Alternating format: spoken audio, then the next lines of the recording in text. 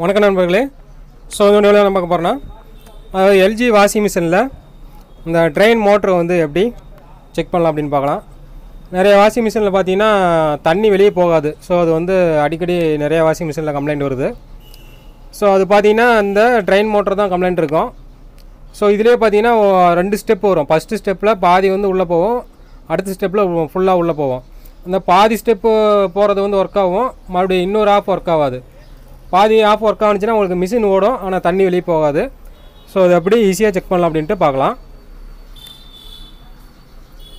First என்ன பண்ணலாம் அப்படின்னா, ஒரு 2 கோர் ஒயர், அது பேஸ் நியூட்ரல் கொடுக்கறதுக்காக ஒரு ஒயரு, துண்டு ஒயர் எடுத்துக்காங்க. இதே ஒரு துண்டு ஒயரு. இதில் பார்த்தீங்கன்னா 3 பின் கொடுத்துருப்போம். சென்டர் பின்னை வந்து நியூட்ரல் வந்து உங்களுக்கு காமனாக போயிடும். ரைட் சைடு லெஃப்ட் சைடு வந்து நீங்கள் பேஸ் கொடுக்கணும். ஃபஸ்ட்டு வந்து ரைட் சைடு கொடுங்க. ரைட் சைடு கொடுத்தீங்கன்னா உங்களுக்கு பாதி வந்து உள்ளே இழுத்துக்கும். அதுக்கப்புறம் லெஃப்ட் சைடு கொடுத்தீங்கன்னா மீதி பாதியும் உள்ளே போகணும். ஸோ அது எப்படின்னு பார்க்கலாம். ஃபஸ்ட்டு வந்து வெளியே இழுத்து விட்டுக்கலாம். ஸோ சென்டரில் வந்து நான் வந்து நியூட்ரல் காமனாக வச்சுக்கிறேன். இப்போ ரைட் சைடு வந்து பேஸ் கொடுக்குறேன். சுவிட்சை ஆன் பண்ணல, ஆன் பண்ணிக்கிறேன்.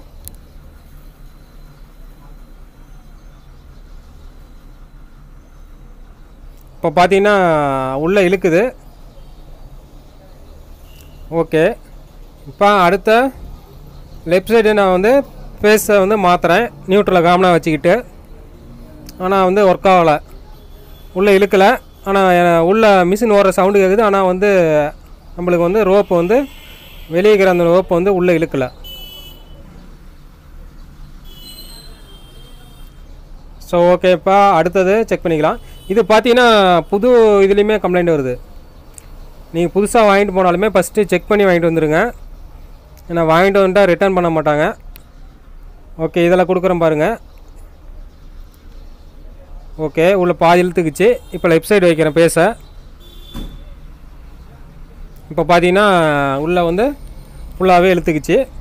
ஸோ இந்த மாதிரி ரெண்டுமே ஒர்க் ஆனால் மட்டும்தான் உங்களுக்கு வந்து வாட்டர் வந்து வெளியே போகும். பாதி ஆஃப் ஒர்க் ஆனால் உங்களுக்கு வெளியே போகாது. மேக்ஸிமம் அந்த மாதிரி கம்ப்ளைண்ட் வந்து இந்த மாதிரி ட்ரெயின் மோட்டர் தான் கம்ப்ளைண்ட்டு. ஸோ இது எல்லா மாடல்லையுமே உங்களுக்கு இந்த மாதிரி மோட்டர் வச்சுருப்பான். மோட்டர் மட்டும் வித்தியாசமாக இருக்கும். செக் பண்ணுறது வந்து இதில் வந்து 3 பின் வரும், சில மாடலில் 2 பின் வரும். 2 பின்னு கொடுத்து ஆட்டோமேட்டிக்காக ஃபுல்லாக உள்ளே இழுத்துக்கும். ஸோ அவ்வளோதான் மேட்ரு. ஸோ இது பார்த்தீங்கன்னா ஃபஸ்ட்டு நான் செக் பண்ண பீஸுமே புதுசு தான். புதுசு நான் வாங்கிட்டு செக் பண்ணாமல் வாங்கிட்டு போய் போட்டாச்சு.